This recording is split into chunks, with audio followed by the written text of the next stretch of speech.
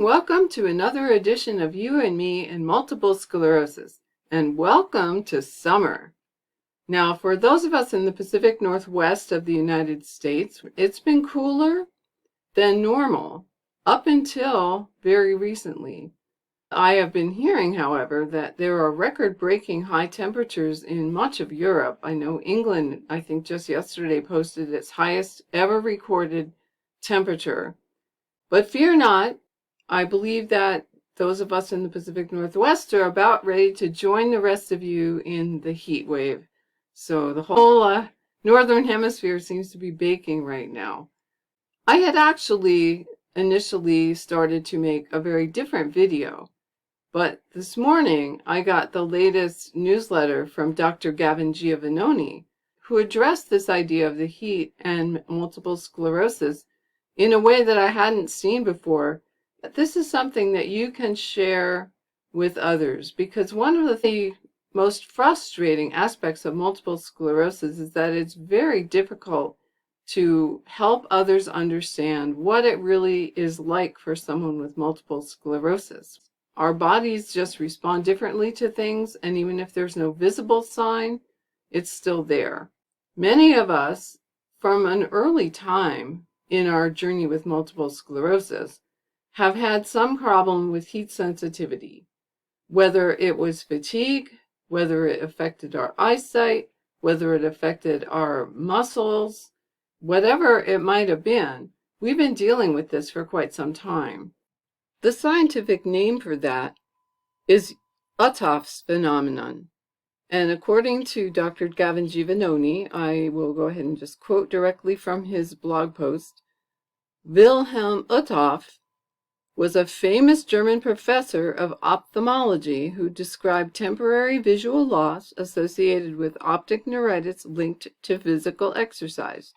This was later found to be caused by a rise in body temperature. The so-called safety factor of conduction in the demyelinated segment of the optic nerve is reduced and becomes very temperature sensitive. This phenomenon is now known to affect other neurological systems, for example, the motor system when walking, balance, sensory pathways, and even the cognitive centers. And by the way, I will post the link to this blog post in the description, and that will also include the videos that I'm going to be showing you in just a minute here. If we don't have any other visible signs of disability, it's often hard for others to really understand why we're making such a big deal out of the heat and how it just drains us. Enter a couple of videos that Dr. Giovannoni has provided. They're very short so that you can stand to sit through it no matter how hot it is. And your friends and family can also stand to sit through it.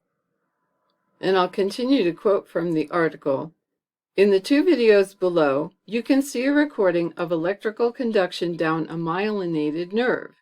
In the normal nerve, the electrical impulse, the action potential, rapidly and efficiently jumps from one internode between myelin segments to the next.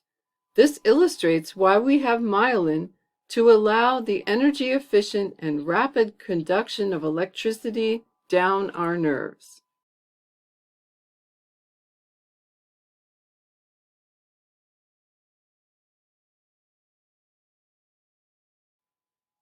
In the second video, a myelin segment has been damaged and removed, and the axon, the nerve segment, has been allowed to recover conduction by synthesizing and inserting sodium channels into the demyelinated segment.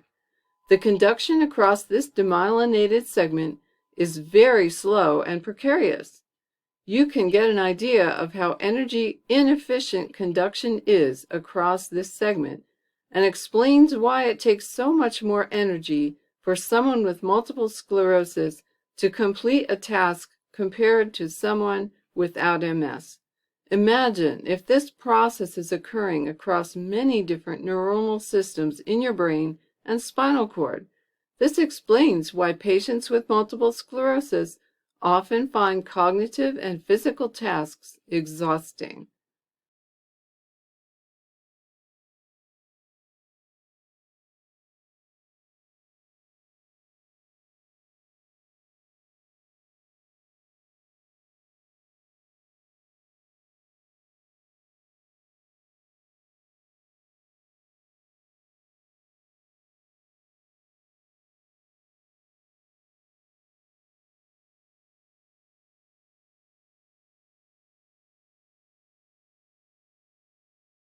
Well, I hope that was helpful. It sure was for me. I'm really glad that he did that because I've always wanted to know really what was going on with my nervous system that made it so much more sensitive than other people's. And now at least I have some kind of visual representation of it.